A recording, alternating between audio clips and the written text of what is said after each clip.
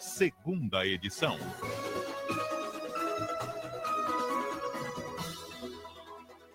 Hoje, com Gilson Aguiar. Agora são 4h17. Nosso assunto agora é educação. Educação com o autor de 2 livros. Um deles, Indisciplina Escolar, O que Pensam os Professores. E o outro, Textos Poéticos para se Pensar a Sociedade. Eu estou falando de Antônio Batista Alves Neto, pedagogo, mestre em educação. Ele está lançando o 2º livro, que é Textos Poéticos para se Pensar a Sociedade. E nós vamos conversar com ele agora, que leva ele a estudar a disciplina, que é um negócio complicadíssimo quando a gente fala em educação, ainda mais agora, nesse primeiro trabalho teu com o olhar dos professores. Bom, primeiro eu queria te agradecer a presença aqui, agradecer a presença do professor Antônio. Professor Antônio, obrigado por ter vindo aqui aos estúdios da CBN. Eu que agradeço, Gilson, muito obrigado, agradeço o convite, fico extremamente honrado, e uma boa tarde aí a todos os ouvintes, todo o pessoal da equipe. Bom, a primeira coisa que eu queria te perguntar é o seguinte, o que te levou a estudar indisciplina e estudar a educação da forma como você aborda nos seus trabalhos? Sim. Bom, primeiro, há que se registrar, esse trabalho é um trabalho, esse primeiro livro ele é resultado também de um trabalho realizado na pós-graduação em educação da Universidade Estadual de Maringá. Eu venho desse espaço, então isso tem que ser dito, né? É uma honra para mim poder dizer isso. Mas estudar a indisciplina, ela vem para mim antes dessa teoria, antes dessa análise, ela vem de uma prática, de uma vivência muito específica. Meu primeiro trabalho na educação foi como educador social, onde eu tive contato com diversos tipos de realidade. E realidades que muitas vezes estão distantes da escola. Aquilo que hoje se entende como indisciplina na escola, às vezes não chega nem perto daquilo que a gente enfrenta realmente na educação social. Uhum. Por isso, esse interesse em continuar e tentar entender um pouquinho mais o que acontece, por quê, enfim, cada uma das causas, em cada uma das situações vivenciadas mesmo. O que te impactou, Antônio, para você produzir um trabalho sobre isso? Parece que, inclusive, esse primeiro trabalho teu é derivado da sua primeira pesquisa, que é teu mestrado. Exatamente. Esse primeiro livro é uma parceria com a professora Solange Yaigashi, que foi uma orientadora, incrível orientadora, que me deu toda essa base para fazer esse trabalho. O que me impacta mais nesse processo, para além da violência que a gente vê dentro de sala, a gente, é lógico que sai daí do processo de indisciplina, desse enfrentamento mais leve e chega à violência, mas é também, às vezes, o processo de naturalização, né? A gente tem aí, estatisticamente falando, nós temos diversos estudos que falam da indisciplina tanto no Brasil quanto fora, mas torna-se natural, na medida que o professor, muitas vezes, a escola não tem ferramentas para lidar com aquilo, inconscientemente as atitudes acabam sendo naturalizadas e os adolescentes, não é criminalização a minha fala, mas acaba tendo liberdade para fazer o que quiser, às vezes por falta de estrutura, muitas vezes da própria instituição. Né? Então você considera que existe um excesso de disciplina? Mas de onde vem esse excesso? Quando você pensa a sociedade, alguns, quase sempre os educadores dizem, a escola reflete a sociedade. E aí você fala exatamente dessa experiência que você teve, de uma violência extrema. Na tua opinião, de onde vem isso? Perfeito, Gilson. Na verdade, assim, eu vou trazer uma análise estatística, um estudo. Uma das últimas pesquisas a nível mundial, que é uma pesquisa divulgada em 2015 pela OCDE, que é a Organização para a Cooperação e Desenvolvimento Econômico, um órgão da ONU, fez ali uma análise estatística entre 2008 e 2013 nos 35 países membros. O Brasil é o número 1 em mau comportamento no mundo. Aí você vai me dizer, onde vem? A escola. O Brasil é o primeiro colocado em mau comportamento. O primeiro colocado estatisticamente falando, em termos de registro de casos.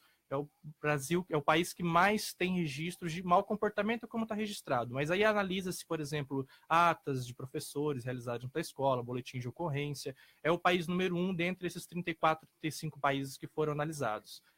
A causa, primeira coisa, eu jamais vou chegar aqui e vou dizer, olha, esse aqui é o problema, né?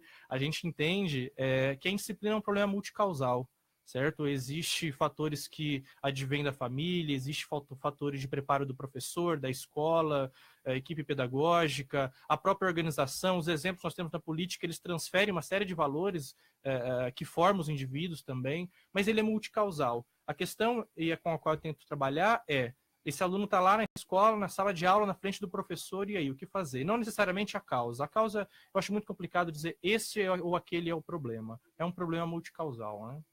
Quando você fala do multicausal, existe uma convivência do professor com os alunos, e essa convivência é complicada porque ela atrapalha a própria forma de educar. Sim. Né? No teu primeiro trabalho, você faz o enfoque dessa disciplina. Isso. Né? E pelo que você fala, você teve disciplinas razoáveis na tua experiência. Né? Como tratar disso? A primeira coisa, e é isso que eu tenho levado para as escolas, eu estou tentando oferecer de maneira geral o retorno desse trabalho que o espaço público, eu como filho do espaço público recebi em todo esse período. O meu foco o professor precisa estar preparado porque a realidade é essa. Entende? Não estou dizendo se conformar e aceitar a realidade. Tem que haver uma cobrança por parte da equipe pedagógica em relação à família, à organização, ao Estado, mas faça chuva, faça sol, esteja tudo muito bem ou não, o professor estará todos os dias em frente desse aluno e ele vai ter que lidar com aquela condição. A primeira questão é o professor entender que a escola é um espaço de conflito. E o conflito vai acontecer. Porque quando acontecem as situações de enfrentamento, os momentos de indisciplina, muitas vezes o professor, por não aceitar aquela situação ou por não esperar aquilo, ele não sabe como reagir. E às vezes acaba não lidando da melhor maneira. Então é o professor se preparar da melhor maneira possível. O professor não vai resolver todos esses problemas, mas se preparar para, no mínimo, tentar contribuir para a solução desses problemas, porque uma sala de aula onde não tem o mínimo de organização, você não consegue ensinar nada. Né? Essa que é a verdade. Eu estou conversando com o pedagogo, mestre em educação, Antônio Batista Alves Neto. Inclusive, nós estamos com esta conversa com ele transmitida pela live. Está lá ao vivo, você pode acompanhar, pode fazer sua pergunta. E quem faz uma pergunta para o Antônio, para o professor Antônio, é o Joanes. O Joanes diz o seguinte, ó, o senhor podia falar um pouquinho, professor, sobre a militarização da escola? Esse é um assunto que, principalmente quando eu vou para as palestras, né, as pessoas cobram muito. A militarização seria uma saída? Nós temos exemplos aí de escolas... A militarização é dar à escola um processo ritmo militar militar de educação mesmo, né? Acho que foi essa a intenção dele na questão. Nós temos exemplos, sim, o pessoal utiliza muito, por exemplo, escolas técnicas de São Paulo, que são escolas militares e que têm altos níveis, um altíssimo desempenho, tanto em avaliações nacionais, mas a militarização, eu creio que não seria uma saída específica. O Brasil ainda não tem que seja uma cultura preparada para isso. A gente ainda vive um extremo muito grande entre oposições teóricas mesmo dentro da instituição escolar e dentro da universidade. Acho que nós teríamos que caminhar um pouquinho mais em termos de uma cultura de respeito, não militar, mas o respeito ao próximo, antes de se pensar em qualquer coisa. Eu, particularmente, não acredito que a militarização seria a solução. Nós temos, sim, escolas que são exemplos, mas eu acho que não é possível generalizar. A gente precisa, sim, de disciplina dentro da escola, mas não a disciplina simplesmente por ela mesma. É necessário que haja um pouco mais de... O senhor colocou um dado interessante antes dessa pergunta do nosso ouvinte, Joanes. O professor tem que se preparar e encarar a realidade que ele tem que encarar na escola. A educação, a graduação, o senhor passou por uma graduação, o senhor passou por uma pós-graduação. A educação acadêmica, ela é muito distante da realidade prática. A gente tem uma escola idealizada na academia? Olha, eu jamais vou tentar aqui falar por todos os professores, né, e por todas as instituições. Eu não teria essa ousadia. Mas sim, eu acredito que na minha formação, não trata-se de uma questão de culpabilizar o curso A ou B, ou o professor A ou B, mas nós temos ainda uma distância muito grande. Existe ainda uma idealização, muitas vezes, porque até mesmo o professor que está ali já há muito tempo no ensino superior não tem todo esse contato com a escola, nem estou dizendo que tenha que ter, mas por esse distanciamento não consegue muitas vezes materializar um pouquinho desses desafios. Nem estou dizendo que é essa a função, certo? Mas existe sim um abismo, talvez um abismo necessário, mas hoje um pouquinho amplo demais entre realidade e aquilo que a gente verifica. Eu lido muito com as palestras, eu vejo estagiários que dizem, olha, não tinha a menor ideia de que era isso daqui, né? Mas eu não diria que é essa realmente a função única da universidade, né? Tem outras... Antes de passar para o livro que o senhor vai lançar, que é o Textos Poéticos, para se pensar a sociedade, uma última questão sobre o livro anterior, que é Indisciplina escolar. O senhor fala do professor se preparar para conflitos, porque a escola é um lugar de conflitos. Como é que é essa preparação do professor para lidar com conflitos? Olha, Gilson, primeiro, aí vem a contraposição, né? Falei agora fica meio que aquela contraposição teoria e prática, não é isso que eu estou querendo propor aqui. Mas o professor precisa se preparar muito psicologicamente para entender. Eu costumo dizer na graduação, eu digo para os alunos, olha, a escola é isso, isso e isso.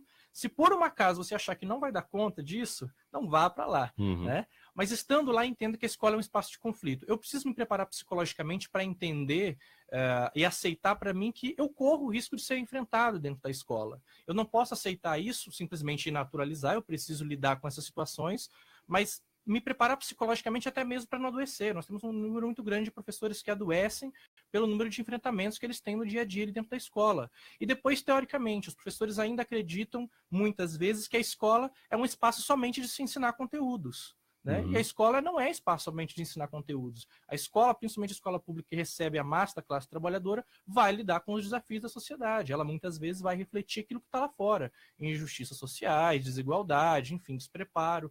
Então, acho que o primeiro momento, a primeira questão é se preparar psicologicamente e entender. A partir daí, eu já não vou receber nenhuma das situações como algo novo. Nossa, eu não sabia que isso ia acontecer. E depois se preparar teoricamente, enfim, e dar continuidade à formação, que isso contribui muito para os desafios do dia a dia, né? Acho que isso é essencial. É isso que o senhor propõe um pouco em textos poéticos para se pensar a sociedade? Exatamente. Ou seja, como é que o professor pode agir em sala de aula? Olha, na verdade, assim, a minha proposição é mais nesse livro, é mais no sentido de esclarecer, olha, a realidade é essa daqui, não tem outro jeito. Ou eu me preparo para ela, ou eu busco fazer outra coisa. Porque, estatisticamente, os estudos vêm mostrando para a gente que a tendência é que esses desafios aumentem. Né? A tendência desses desafios é aumentarem. E aí eu trabalho, nesse segundo livro, tentando levar de uma maneira, por meio da literatura, de uma maneira poética, a compreensão de que, olha, professor, a escola é lugar de disciplina, é lugar de ensino, de estudo, mas ela também é lugar de brincar, ela também é lugar de discutir, ela também é lugar, ou seja, essas outras situações que muitas vezes aparecem na mídia como algo estranho à escola, não podem ser colocados como estranho, faz parte da escola. Então é nesse sentido que eu me preparo, e esse livro, ele vem tentar também mostrar, olha, professor, essa é a realidade. Vamos se preparar para ela. Quando você fala, professor Antônio, quando o senhor fala, desculpe, de textos poéticos, é poesia mesmo? Isso, na verdade. Por exemplo? Isso, na verdade, assim, vou citar, pedir licença citar um texto aqui, mas esse livro, ele traz uma série de textos, ele não tem um gênero fechado, então eu trago crônicas, contos, poemas, mas todos eles com caráter poético, todos eles têm ali a sua poesia. E um dos meus preferidos é um dos textos que abre ali o livro, está intitulado Na Escola. Posso? Claro, por favor. Na escola. Na escola se estuda, mas também se brinca, pensa, fala e questiona. Na escola se discute, dialoga e se emociona. Na escola se estuda, mas também se conta histórias, a dos livros e a do dia a dia. E na escola tem coordenador, professor, diretor, zelador e, às vezes, até o tio e a tia. Na escola se estuda, mas também se aprende, se machuca, sente dor, carinho e decepção. Mas há sempre lugar para uma boa compreensão.